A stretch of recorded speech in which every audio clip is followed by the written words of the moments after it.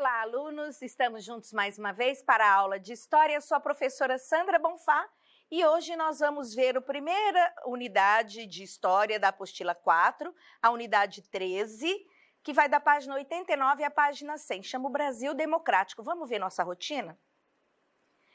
Então, o que nós vamos estudar hoje? A unidade 13, o Brasil Democrático. Faremos a leitura, vocês farão em casa individualmente, eu vou fazer de algumas páginas aqui com vocês. Vou explicar todo o conteúdo da matéria e vamos fazer as atividades juntos. A atividade da página 93, trabalhando com documentos da 95, e é uma tarefa aí bem pequenininha para vocês fazerem sozinhos. Não esqueça do tira dúvidas e, se precisar, procure seu professor. Mas também não deixa de fazer a correção, tá bom? Então, vamos ver o primeiro capítulo que nós vamos ver dessa apostila aqui. O Brasil Democrático. Antes da gente entrar no Brasil Democrático, vamos dar uma relembrada no último material, porque é o que fala no começo aqui. Dá uma olhada aqui, ó.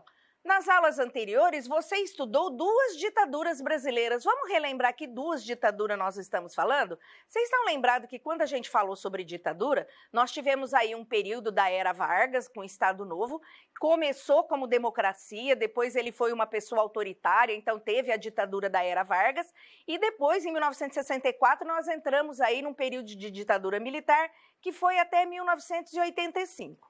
Só que nesse período aí, de um pouco mais de 20 anos, nós tivemos um período conturbado, porque é lógico que quando você é privado da sua liberdade, a pessoa não fica quieta, e o brasileiro também não ficou, né? Então, foi um longo período duro, trabalhoso, com muitas prisões, morte, gente que sumiu, tá? Mas o brasileiro continuou lutando aí por um espacinho para poder ocupar novamente a democracia, tá? Então, é isso que nós vamos ver hoje, no capítulo de hoje, o Brasil Democrático.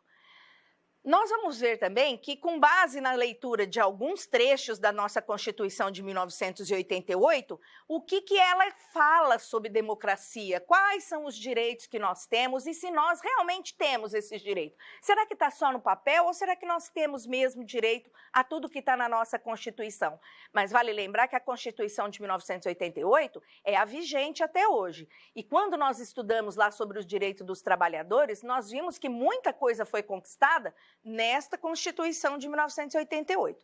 Então, vamos adiantar aqui? Vamos ver o que nós temos? Trocar ideias. Que aspectos podem revelar que o sistema de governo de um país é democrático? Como é que nós vamos saber se nós temos democracia aqui ou não? Pelo próprio fato da gente poder manifestar as nossas ideias, já é um fato que nós temos democracia. Um outro fato muito importante são as eleições diretas, ou seja, nós escolhemos os nossos representantes. E vale lembrar que nós estamos num período agora que nós vamos escolher os representantes do município. Então, fique bem atentos aí ao que é democracia e o que você deve esperar dos políticos. Olha lá uma possível resposta para você. Liberdade de expressão, como eu disse, nós podemos falar sobre o que pensamos. Participação em eleições livres e diretas. O direito de ir e vir. Só que tudo isso tem que ser acompanhado disso aqui, ó.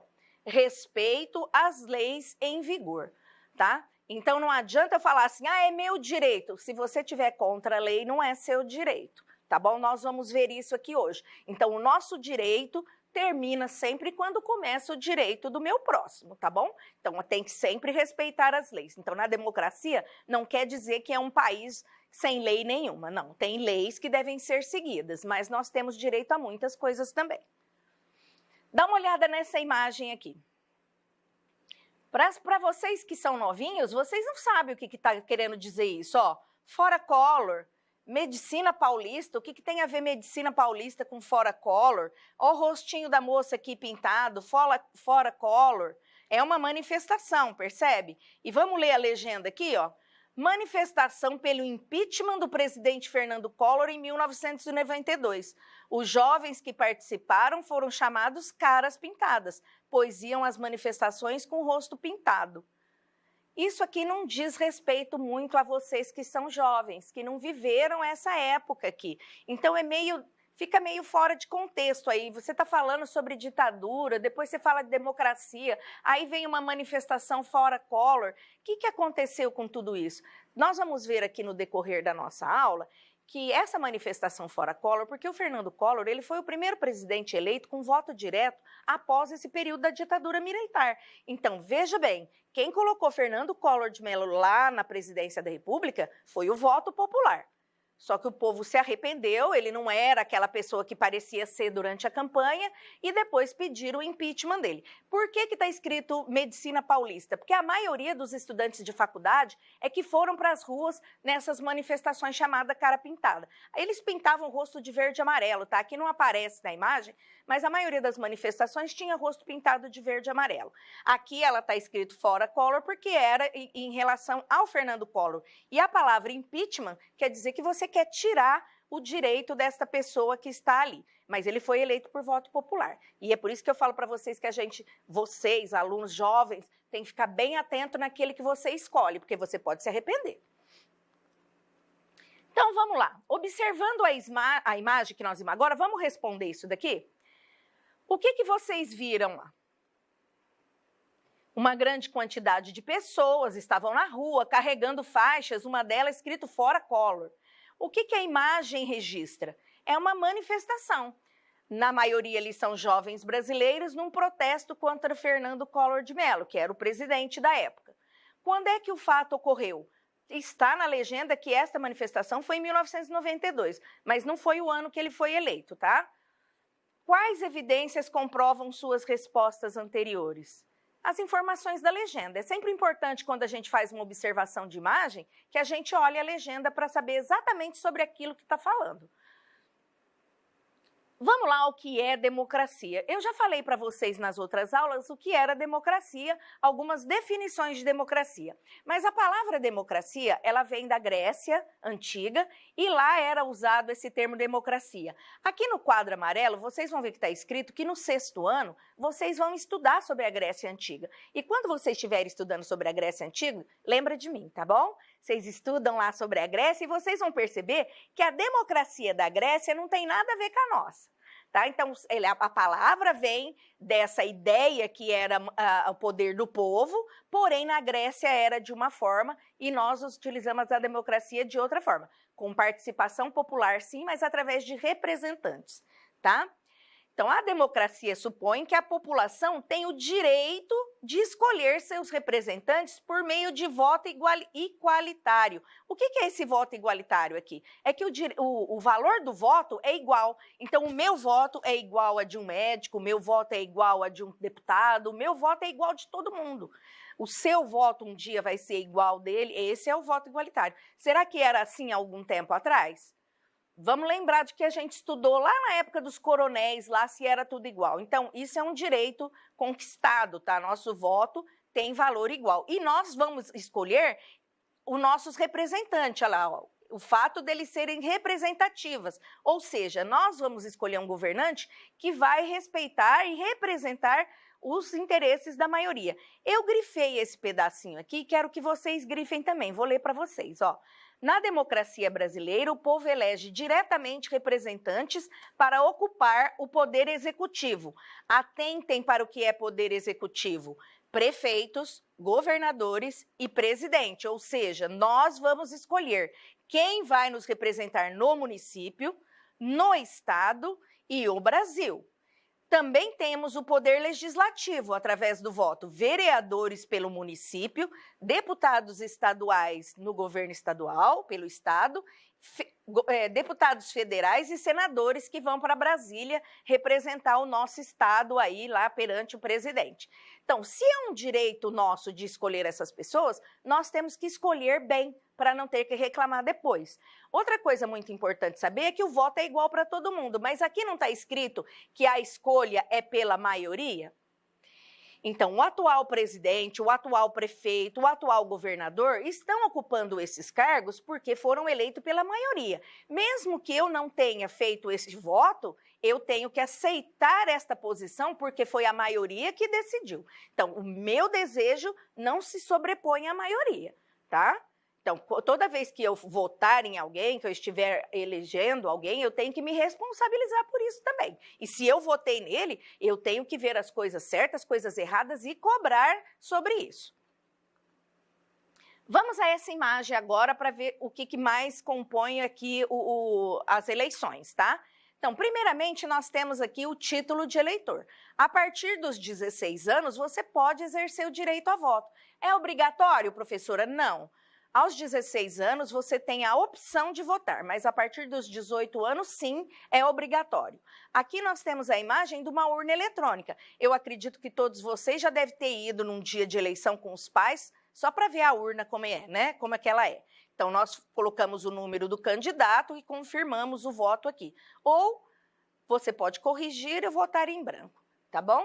E aqui tem uma pessoa votando. Observe aqui, tá branquinho aqui, mas na apostila de vocês dá para ver melhor. Aqui é uma cabine de votação, ou seja, essa pessoa que está votando, ninguém vê o que ele vota. Observe que o voto é secreto. Para garantir seu sigilo, o eleitor vai na cabine de votação.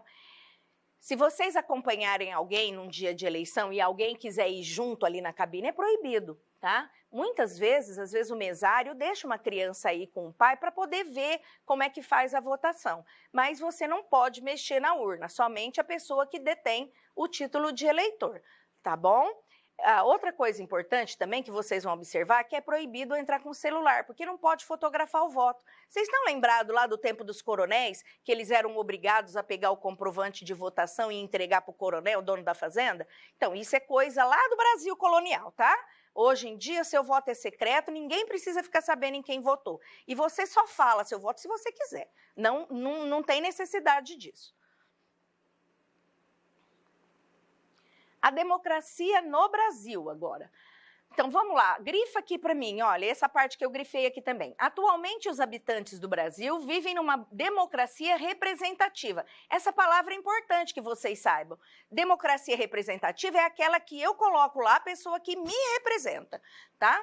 A forma de governo que foi retomada após o fim do governo militar. Foi o que eu falei para vocês em 1985, sob pressão. Vamos considerar que essa pressão não foi só do estudante, não, tá? Tinha muito político exilado, tinha muito político privado ali de exercer suas funções, então foi uma força conjunta.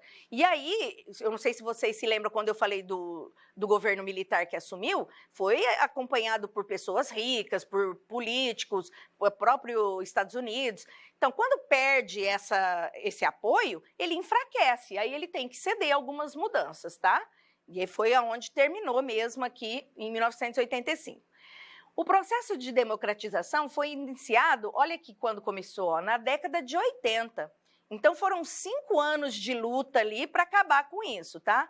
E é o que está falando aqui, ó, a ditadura apresentava sinais de fraqueza, os brasileiros começaram a se manifestar cada vez mais, pedindo eleições diretas, deputados que defendiam a ideia fizeram um projeto de lei, mas nessa época, aqui em 1980, os militares não aceitaram as ideias dos políticos, não, e manteve ainda por um tempo ali, tá? Quando veio a eleição, ela não foi direta, ela foi a eleição presidencial de 1985 e continuava indireta, ou seja, o candidato que foi colocado ali, ele não foi eleito por voto direto, foi uma assembleia que nomeou, então aqui no caso não era o candidato dos militares, foi um candidato de oposição e ele se chamava Tancredo Neves. Nós vamos ver um pouquinho mais sobre Tancredo Neves aqui. Isso aqui são manifestações para eleições diretas em 1984. Esta foto aqui é de São Paulo, está escrito aqui, ó, uma manifestação em São Paulo em 1984, e aqui em Recife também em 1984. Vocês vão ver que o nome de Tancredo aparece aqui, porque era o que se queria na época. Aqui nós temos 2 nomes diferentes, ó, Montoro e Covas. Já era um período de propagandas aí política, né?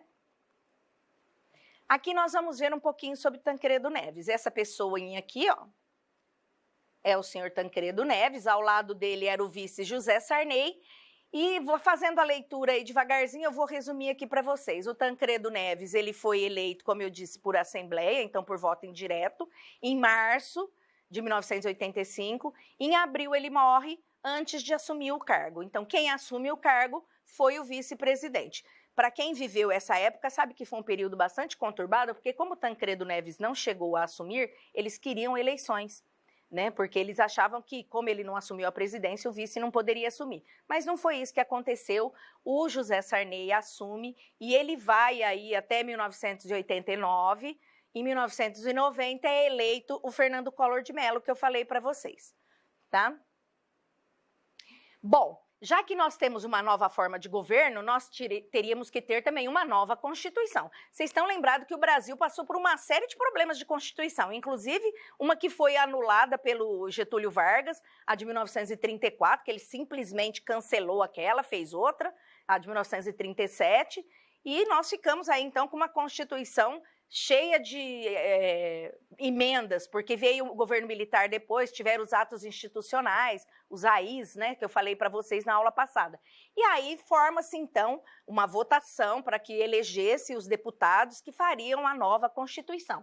E essa nova eleição nomeou, então, deputados constituintes, em 1986.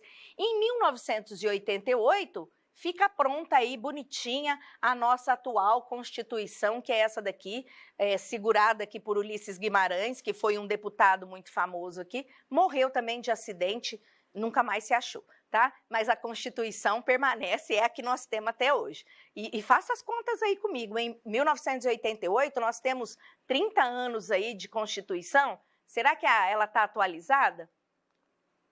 É só para pensar, só que eu coloco as perguntinhas, tá bom? A atividade, então, que nós vamos fazer. Dá uma olhada nessa imagem. O que nós temos aqui? Parece ser uma eleição? Olha aqui que tem a palavra proposta aqui, uma pessoa representando e as pessoas votando aqui, ó. Sim, não, sim. Vamos ver a outra imagem. Aqui é uma eleição. Normal, olha, uma mesa, mesários, né, as pessoas esperando para votar, a cabine de votação e a pessoa com a urna eletrônica votando sozinho aqui. Vamos ver o que ele pergunta sobre essas imagens? Assinale a imagem que se relaciona ao processo eleitoral em uma democracia. É lógico que só pode ser a número 2, porque a número 1 tá todo mundo vendo quem tá votando a favor e contra, né? Essa daqui ninguém tá vendo o que ele tá votando, ó, ele tá votando fechadinho. Justifique a sua escolha.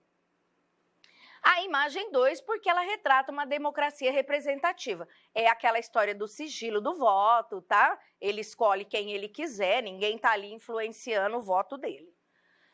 Leia o texto a seguir, que trata da Constituição do Brasil, promulgada em 1988. É um trechinho dela, eu vou ler para vocês, tá? Você sabia que no dia 5 de outubro a nossa Constituição Federal fez aniversário? Ela, que é carinhosamente chamada de Constituição Cidadã, recebeu este apelido porque ampliou as garantias e liberdades das pessoas, restabeleceu as eleições livres e diretas, acabou com a censura, criou novos direitos trabalhistas, permitiu o voto de analfabetos e de jovens a partir de 16 anos. Por todas essas razões, devemos sim comemorar esta data e lembrar que nosso país já superou momentos muito difíceis no campo da política e que a Constituição de 1988 deve ser defendida e homenageada por todos os brasileiros. O Brasil já teve 7 constituições federais, mas esta última é, com certeza, a mais democrática de todas. E por que eu li toda ela para você? Porque tem a ver com as perguntas que nós vamos fazer a seguir. Então, olha lá a primeira. O autor afirma que o Brasil superou momentos muito difíceis no campo da política. Que momentos foram esses? Vamos ver a resposta? Os momentos difíceis foram aqueles em que os direitos democráticos foram suspensos com a liberdade de imprensa. Além disso, nem todos os representantes do povo, governadores e alguns senadores, podiam ser eleitos por votos indiretos. Na B, aliás, que razões o autor apresenta para afirmar que a Constituição de 88 é a mais democrática de todas as que o Brasil já teve? Pelos itens que aparecem na própria leitura que eu fiz para vocês. Olha lá. Direito de voto para analfabetos, para jovens a partir de 16 anos, liberdade de expressão, eleições livres e diretas, fim da censura e a criação de direitos trabalhistas. Esses aqui todos são itens que remetem à democracia de um país. Agora, no Trabalhando com Documentos, nós vamos ver 3 fragmentos da Constituição. Alguns são bem grandinhos, eu não vou ler todos para vocês, mas vocês farão a leitura dele inteirinha, tá? Eu vou ler alguns trechinhos que são importantes para que a gente possa responder as atividades. Então, eu não vou ler na íntegra, mas vocês façam a leitura. Vamos lá, o fragmento de número 1. O fragmento de número 1, ele vai falar dos direitos e deveres individuais e coletivos. No artigo 5º, o que ele vem falando? Todos são iguais perante a lei, sem distinção, garantindo aos brasileiros e estrangeiros residentes no país direito à vida, liberdade, igualdade, à segurança, à propriedade nos termos. Aí nos termos eu vou ler rapidinho. Homens e mulheres são iguais em direitos e obrigações. Ninguém é obrigado a fazer nada ou deixar de fazer, senão em virtude da lei. Ninguém será submetido à tortura nem a tratamento desumano e degradante. É livre a manifestação do pensamento, sendo vedado o anonimato, ou seja, eu posso ser anônimo aqui, tá? É livre a expressão da atividade intelectual, artística e científica. São invioláveis a intimidade, a vida privada, a honra e a imagem. A casa é asilo inviolável do indivíduo, ninguém podendo entrar sem consentimento do dono, exceto por determinação judicial. É inviolável o sigilo da correspondência, das comunicações, de dados telefônicos, salvo no último caso por ordem judicial. Todos podem reunir-se, olha aqui, pacificamente, sem armas, em locais abertos ao público, desde que não tenha outra manifestação no mesmo local. A lei punirá qualquer discriminação dos direitos e liberdades. A prática do racismo constitui crime, sujeito à pena de reclusão nos termos da lei. Então, para cada item aqui que eu vou pedir para vocês, nós vamos ter que tirar desse pedaço que eu li. Olha lá. Associe cada item ao trecho do artigo 5º da Constituição. O que ele vem falando sobre liberdade? Os cidadãos devem ser preservados a liberdade de expressão artística, intelectual, científica e de comunicação e o direito de manifestar seu pensamento e reunir-se pacificamente, sempre dentro da lei, tá? Vocês observaram que tudo que a gente lê na Constituição, ele fala isso? Exceto perante a lei, excesso por mandado judicial. Então, tudo na nossa democracia tem que respeitar a lei também. Tá? Então, esses são os nossos direitos, desde que eu não invada aquilo determinado pela lei. No próximo, nós vamos falar sobre igualdade. O que o texto fala sobre igualdade? Homens e mulheres são iguais em direitos e obrigações. Direitos e obrigações. Sobre segurança. Ninguém será obrigado a fazer ou deixar de fazer alguma coisa, senão em virtude da lei. São invioláveis o sigilo de correspondência, a intimidade, a vida privada, a honra, a imagem das pessoas. É proibida a prática do racismo e da discriminação. Então, isso tudo está na Constituinte nossa aí e sempre observando os critérios legais. Propriedade. É assegurado ao cidadão o direito à indenização pelo dano material ou moral, decorrente da violação da intimidade da vida privada e da honra das pessoas. Ninguém pode penetrar uma casa sem o consentimento do morador. O segundo fragmento vai falar dos direitos sociais. É o artigo 6º. São direitos sociais a educação, a saúde, o trabalho, a moradia, o lazer, a segurança, a previdência social, a proteção à maternidade e à infância, a assistência aos desamparados, na forma desta Constituição. E vamos ver uma imagem aqui já imediatamente, ó. O que essa imagem mostra para nós sobre aquilo que eu acabei de ler para vocês? Essa pessoa está morando bem, ela está com assistência médica, social, ela está amparada pelo Estado?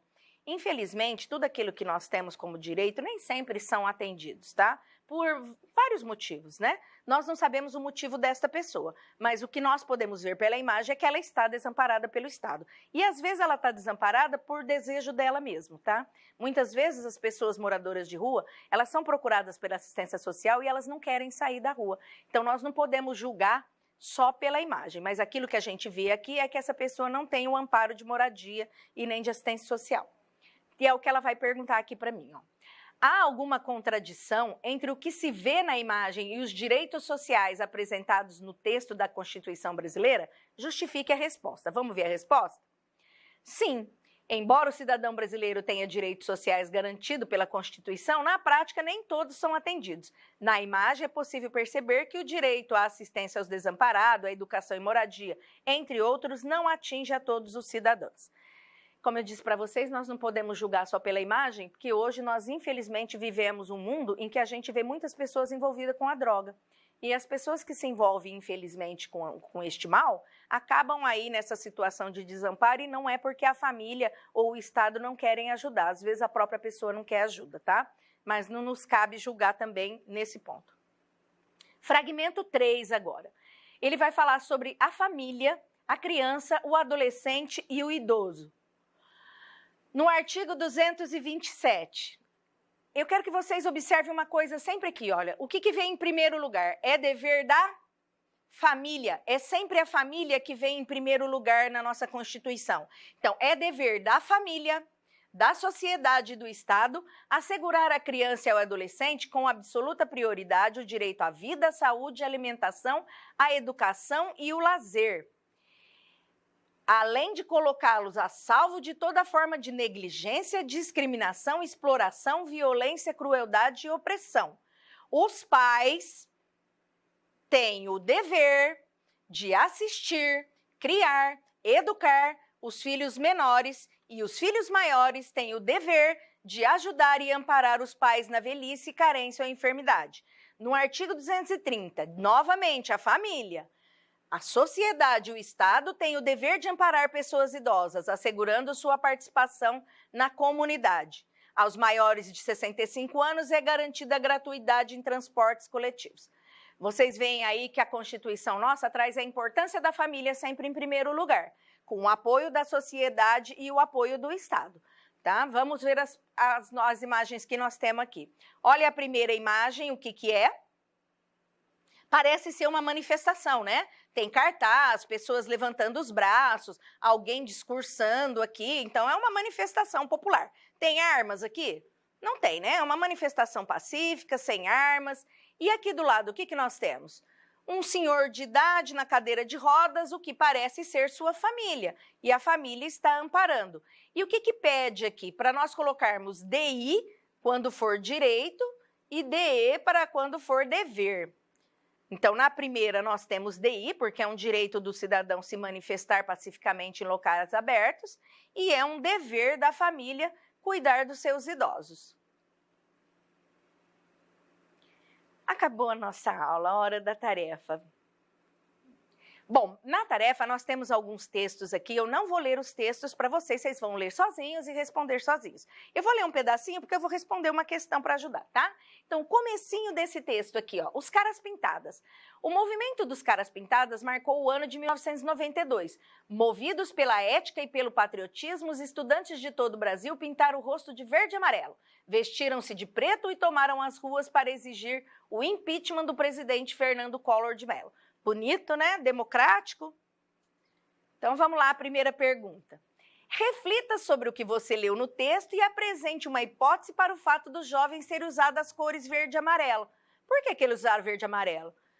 Para fazer uma referência às cores da bandeira nacional, né? Então, para demonstrar aí seu patriotismo.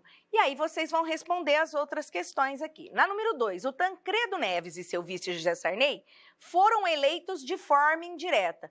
O que é uma eleição indireta e o que é uma eleição direta? A eleição indireta, então, é aquela que o presidente foi eleito por deputados e senadores. Não houve voto do povo, tá? A próxima, observe a imagem novamente. Nós temos aqui crianças na rua, deveriam estar na escola, mas não estão, né? Descalça. O que será que a gente vê isso em relação à nossa Constituição? Vocês vão escrever aí para mim. E no número 4, nós temos um outro texto aqui, ó, Ricardo e o poder da leitura. Só vou ver o comecinho também. Ricardo, um menino de 11 anos, tem o sonho de espalhar a magia da leitura das crianças da sua cidade. Ele mora em Santanópolis, uma cidade pequena da Bahia. Cansado de demorar mais ou menos uma hora para chegar na biblioteca, já que na cidade dele não dispõe de uma, ele decidiu colocar a mão na massa. Abriu com suas próprias forças uma biblioteca comunitária no seu município. Olha que bonita a ação do Ricardo aqui. Ele tomou a frente do Estado e ele mesmo montou uma biblioteca e vocês vão responder aí as duas questões que têm em relação a este texto. Tem também para vocês no final do seu material aí, olha, uma sugestão de leitura. Vale lembrar que vocês são alunos de 5º ano, pré-adolescentes. Procure saber mais sobre o assunto, procure se inteirar sobre o assunto de eleições, de democracia. A internet tem muito material bom e tem muito material ruim também. Você tem que ter a noção de saber distinguir aquilo que é bom e aquilo que é ruim. Mas é muito importante que você passe a seus pais a importância que nós temos no papel de escolher os nossos representantes. Vale lembrar que Barretos está passando agora por um momento de eleições municipais. Nós vamos escolher os representantes do Poder Executivo e Legislativo. E é muito importante que essas pessoas, que nós formos fazer essa escolha, a gente também faça as cobranças depois, tá bom? Preste muita atenção e vote com consciência. Passe essa mensagem aí para os seus pais. Na nossa rotina de hoje, então, nós estudamos o Brasil Democrático, expliquei toda a matéria para vocês, fizemos as atividades junto, ficou uma tarefinha aí para vocês. Qualquer dúvida, procure o professor e não deixe de fazer as correções. Essa foi a nossa aula de hoje. Um beijo grande e até a próxima aula.